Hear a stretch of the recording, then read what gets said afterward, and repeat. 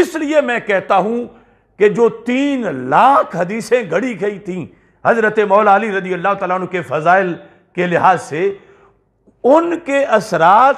بھی اہل سنت کی طرف آ رہے ہیں کہ رافضی جب بیان کرتے ہیں اور مجمع لوٹ پوٹ ہوتا ہے تو ہمارے بھی کئی ناہنجار کہتے ہیں ہم بھی داد لے لیں، اگرچہ ادھر سے جہنم کی آگ مل جائے، اور وہی چیزیں بیان کرنا شروع کر دیتے ہیں۔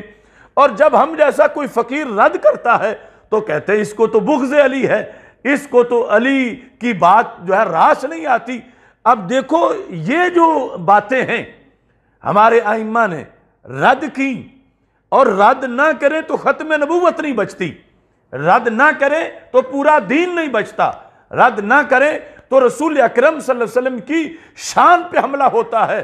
تو مولا علی اس میں خوش ہیں کہ سرکار کی شان محفوظ رہے، اس میں خوش نہیں ہیں کہ سرکار کی شان پہ حملہ ہوتا رہے اور ان کی طرف غلط چیزوں کی نسبت ہوتی رہے۔ اگر آج زندہ ہوتے مولا علی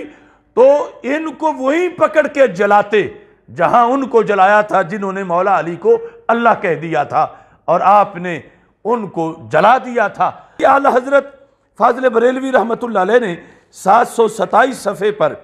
بحر الکلام امام نصفی کی جو علم کلام کی کتاب ہے اس میں یہ حوالہ لکھا، صنف من الروافد، روافض کا ایک ٹولہ ایسا ہے، قالوا بأن الارض لا تخلو عن النبی والنبوت، کہ زمین کبھی بھی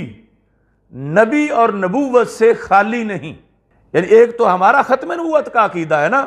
کہ آج بھی سرکار کی نبوت ہے اور آج بھی سرکار نبی ہیں، لیکن ان کے نزدیک سطح زمین کے اوپر چلتا پھرتا معاشرے میں ہر زمانے میں ضروری ہے کہ نبی ہو۔ اب دیکھو اس سے بڑھ کے پھر انکار ختم نبوت کیا ہوگا، اور اتنا بڑا انکار بِأَنَّ الْأَرْضَ لَا تَخْلُو عَنِ النَّبِيِّ وَالنُّبُوَّةِ، کہ زمین نبی اور نبوت سے خالی نہیں۔ اور آگے دلیل کیا ہے؟ اگر عام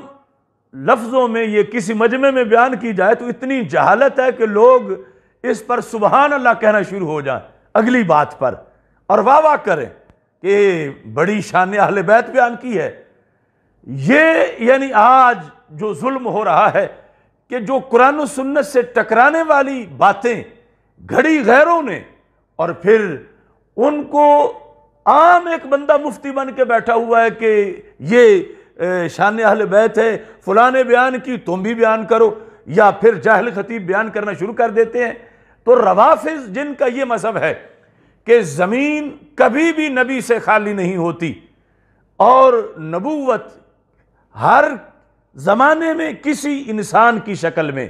جو زندہ چل پھر رہا ہے دنیا میں اس کی شکل میں ہوتی ہے۔ ان کی دلیل کیا ہے؟ وہ کہتے ہیں النبوہ صارت میراثا لعلی و اولادی،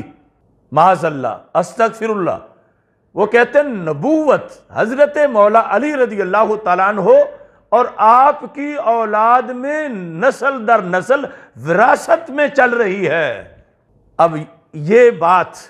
یعنی جو کفر ہے، یعنی وراثت میں حضرت علی رضی اللہ تعالیٰ عنہ کی شکل میں اور پھر نسل در نسل اور پھر ہر زمانے میں، تو کتنا بڑا جرم ہے ان کا قادیانیوں سے بڑا۔ یعنی یہ نہیں کہ وہ کوئی چھوٹے مجرم ہیں، وہ